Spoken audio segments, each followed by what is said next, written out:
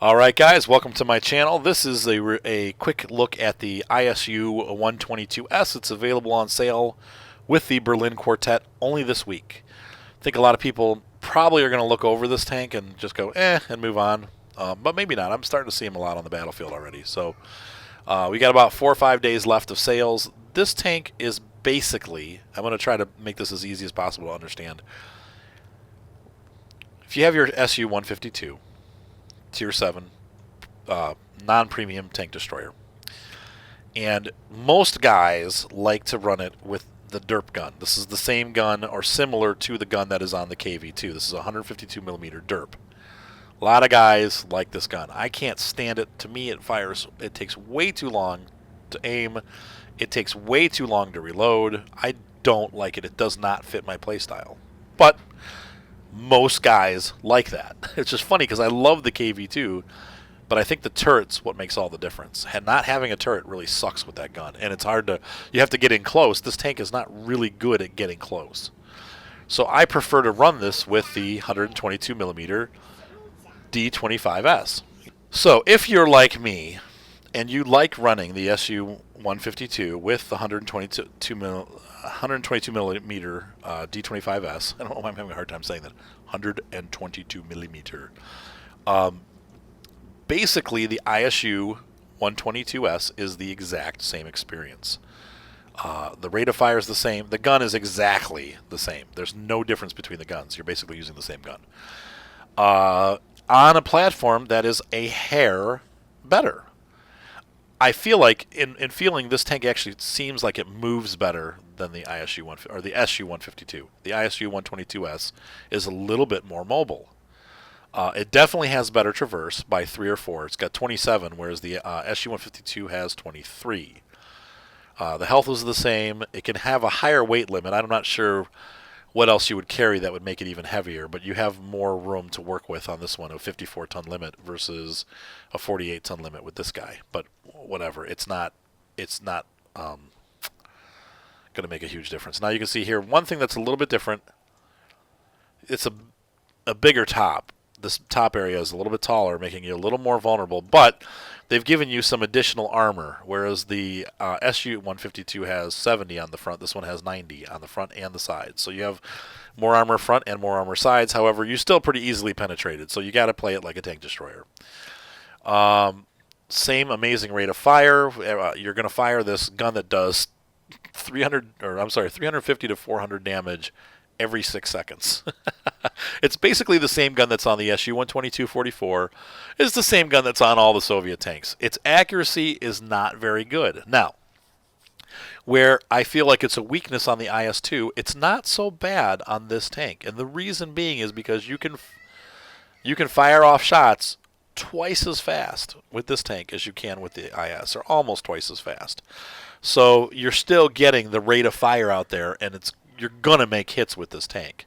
Plus, the low profile and the camo allows you to do some pretty amazing things. So, I'm going to show you a battle here that is unfortunately, it's not a happy ending, but it could give you a little, but it's kind of a funny ending.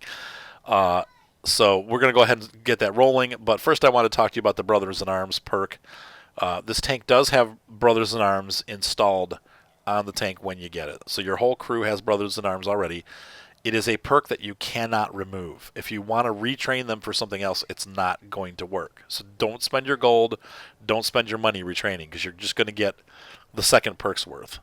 And I believe it's a 0 perk, so I think what happens is, because I've only played like 2 or 3 battles, and my crew's already at like 34% camo, so I think that those Brother in Arms perks that are on these guys, they don't affect your normal earnings. So you're basically, that camo that I'm learning on there is considered my first skill. The Brothers in Arms doesn't affect that. So it's pretty nice, actually. You get free Brothers in Arms without having to grind a second level, experience for your second perks. So it's basically, you get 2 per price of 1 is what I'm getting at. All right, so let's go ahead and run this guy, and you can take a look and see how it goes in battle. And I'm loving this tank. I really do. I love the SU-152, so right away this was a perfect fit because you're basically getting an SU-152. Now, there's going to be some controversy because obviously premium tanks are supposed to be not as good as their counterparts on the same tier. But in this case, these are only being sold for a week. So, all right, here we go. All right, battle in progress. Once again, this is not a great game for me, but I picked it because it was kind of a funny game, and it was late at night, and I was getting tired, so like, I better pick one. This one had a kind of funny ending. Not exactly a happy ending, but... so once again, I'm going to play it like a sniper. I'm not going to get too aggressive with the tank, but whether I do or not, it doesn't matter, because I believe this was before I actually put camo on the crew, so I was getting spotted left and right, and I'm like, you know what, I need to do something about this. So now I changed the perks from traverse speed and all that stuff to camo, and I will do those next, but I feel like camo's the most important for this tank, because what is it? It's a tank destroyer. It's meant to hide, show up out of nowhere, and blast the crap out of you. But things that you should know, has okay gun depression, does not get preferential matchmaking, so you are going to see tier 9 battles. It's not going to be a great moneymaker because, well, you've got pretty expensive rounds at $1,200 a shot. I don't think it's got the potential the earning potential that the ISU-122S does, but we'll see. I mean, over time, I'll see how it goes. But as you can see there now, I was bouncing shots, I believe, from that Panther, but maybe... no, it's a VK. That's why he's bouncing. He just doesn't have the gun to get through. So I'm just getting out of here because I'm like, well... I'm hoping this guy gets spotted so I can get out there and pop him. But I'm just going to wait here. Oh, lordy. I should have gotten out of here. And this is where having that camo perk would help, because I would have been invisible by this point with camo, with good camo. So that's why I think it was after this battle that I decided to, oops, sorry. Oh, no, this guy's going to think I'm a noob. It was after this battle that I decided, maybe I need to change my perspective on things and go for all camo, because I kept getting spotted, and I'm like, this sucks. Now, with the spotting mechanic change with the tank destroyers, well, you're probably going to be dealing with that anyway, but I think, obviously the best chance that you can get is to get your perk skills up, and you can see what's happening to our team here. We are just getting decimated. That's why I'm changing position. I'm realizing right away, okay, we've lost this on that side. I need to get over there and play what do you call that? Backstop. I'm going to try to stop these guys from coming into our base, because they're all going to be coming from the city, so if I can get a good sniping position, hopefully I'll be able to do some good. But you can see here, it's not the most mobile tank ever, but it's fairly mobile. You can get around, and I've switched positions pretty quickly, but it's not going to be like a quick responder, but you can get back in time to do some good. And here, I'm a little confused as to where to go. Once again, I was very tired. like I said, I think at this point it's probably 4 o'clock in the morning playing this game. I played all night. Because I worked till 1 o'clock in the morning, so I wanted to get some playtime. I didn't get to try any of these tanks. I'm like, heck, I'm going to go play. So here we go. Try to get in a position where I can hit these guys, hoping that I can get... I'm looking around, seeing... I'm afraid someone's going to come on my right. I'm trying to find a good position to snipe from, and aha! Look at this bush right here. This'll do. Now, our artillery so far has been keeping them at bay, but they need a little more aggressive force, because those guys will get over it eventually and start to push. So at least I think they will, so that's why I come here, and I'm like, well, maybe I need to... Whoops, there's one, and they just got our chaffee. So let's see. Can I hit him? That was total luck. Now he sees me. Have some more, and he whiffs. And I'm looking at this KV-2 and thinking, nope, I'm backing up. I need to get out of that guy's line of sight. So you can see here with this, that guy was using the 152. He totally missed me, and he can't get off another shot. I hit him 3 times to his 1 hit. That's why I like this gun over the 152. He gets 1 shot, I get 3. I hit, he misses. And I'm looking on this map, and I'm going, oh, crap. The 112 scooting around. They got a good 112 player. The guy's, doing his thing. M12 gets the KV2, so I can breathe a little bit. And I think where I'm at, I'm pretty safe from artillery, though I'm a little bit nervous.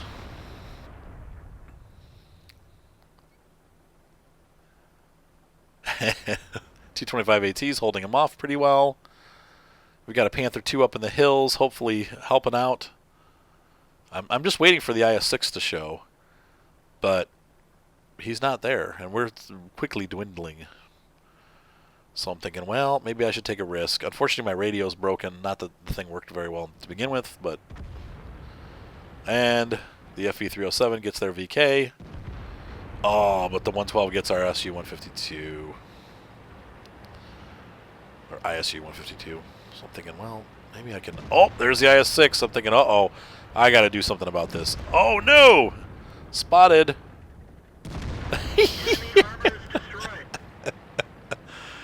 I think he saw me. Now, once again, I don't have sixth sense yet, so I don't know for sure. But, I mean, how could you not see that? I was sitting right there, and I'm sucking in now. I'm like, okay, I know the artillery. Now that I'm one of the few guys left, and sure enough, that's why I went up the hill, because I'm like, if he's going to have a hard time hitting me here, and I'm going to get out of here and not let that artillery get a hit on me. So,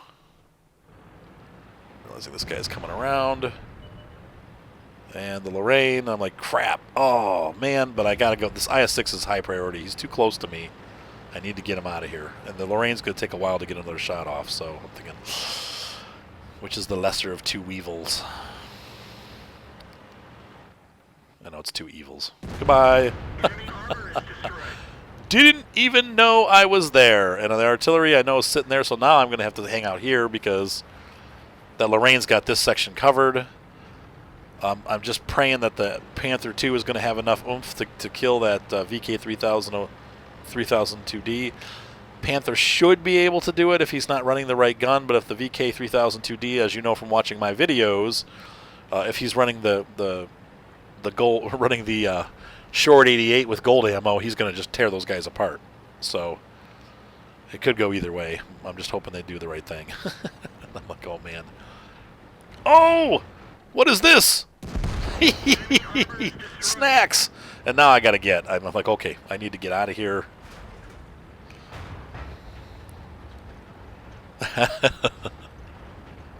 Four kills. And they're still fighting with that VK. I'm like, oh man, come on, get done.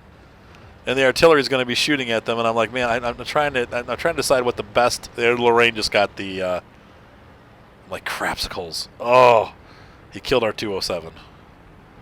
We still got an M12. We can do this. Okay, there we go. Panther did it. Got the job done. So now I'm realizing, okay, I'm going to swing back because that Lorraine might push the base. Who knows? Like, it's hard to tell which way the guy's going. I know where he is. I don't know where he's going. So I'm swinging around here, and I'm going to cross the river, see if I can spot this guy where he was before. There he is. And he's got me spotted, so he's getting out of there, and I need to move. Because now I think it's the 207. Is that what we're opposing here? Yeah, FV-207. I'm thinking that fire is going to be coming in now that I'm spotted, so I'm going to go back to my little position here and suck in. Stay as close to the cliff as possible, making it hard for them to hit me with their arcs. They still could possibly hit me, but as you know, if you've played artillery, it's really hard to hit a tank that's sitting on an arc or on a hillside. So, and he pops out again. Are you kidding? Oh, I whiffed. There goes my golden opportunity, and oh, I whiffed again. Oh no, no. So that right there, that changed the tide of battle, because now we have 3 tanks to 2, but they're still out there, and they're good. Both of those guys are decent artillery players. They're you'll see what happens. So I'm gonna pick up the pace a little bit. Panther's going out. He's looking. He's gonna try to find that other artillery piece, which I'm very glad for, because if we could just know kind of where the guy is. that'll help me decide which way the best path is. But I already need to get moving because I want that Lorraine. I'm thinking the Lorraine probably is going back to base.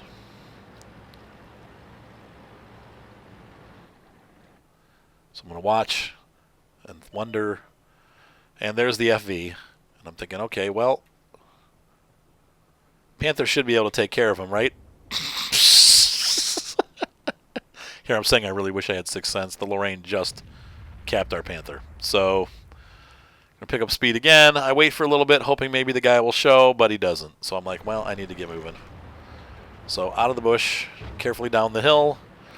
I know where the FV-207 is now at least, so I can work on hopefully getting rid of the one and not the other. You know, unfortunately, without blazing speed, I can't react too fast, but I'm feeling like this Lorraine is the more dangerous of the two, though they both have 2 kills. So, but the Lorraine is a fast-moving artillery, so I'm like, if this guy can reposition, he can get himself into positions where even if we both went after the FV-207, oh, it's going to be trouble, and I would never get there before that anyway. So now the M12 and the FV-27 are going at it, and guess what? They both miss.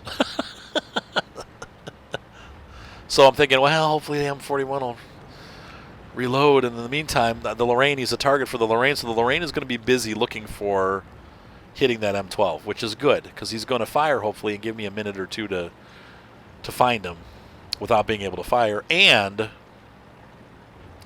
his attention's going to be off me, but the FE-207 just ended that, so now it's all hands on deck. What do, you know? So we'll pick it up a little bit. But yeah, so you can see this is a great hunter. I mean, this is really what this tank is designed to do, just like the SU-152 and the ISU-152. This guy's saying rather get a draw than a loss. I want to win. I do. I want to get a win. And I'm coming through here, and I know that guy was last spotted there. So I'm going to be like, you know what? I bet you. Oh, there he is. Whoa. We're both looking at each other. And I just luckily pulled the trigger first. He could have had me if he would have, you know, taken a risk shot. And I'm going to suck in now because that 207 knows where I am. So I'm just sucking in and hiding. But watch this. The Lorraine gets a little ticked off at me. He's like, oh, really? You were facing that way? How did you know? He must not have known he was spotted. I'm like, well, really? You were facing that way? Yeah, I was looking for you.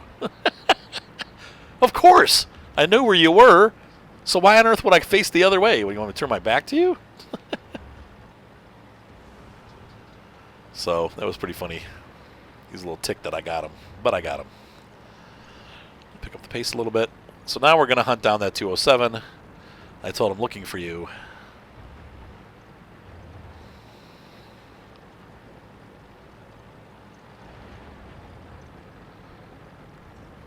This tank is just beastly. So here we go. It all comes down to this. We got 14 seconds left. 9 seconds left. I'm like, well, I think this is going to be a draw. And lo and behold, there he is. Yes! And I whiffed! No! No, no, no, no, no! So, you know what? It's a draw. Not bad, though, for only my second game in this tank, really. And once again, the nice thing about all of these Quartet premium tanks is that if you've played their counterpart, in this case the IS or the SU-152, you're already familiar with the tank.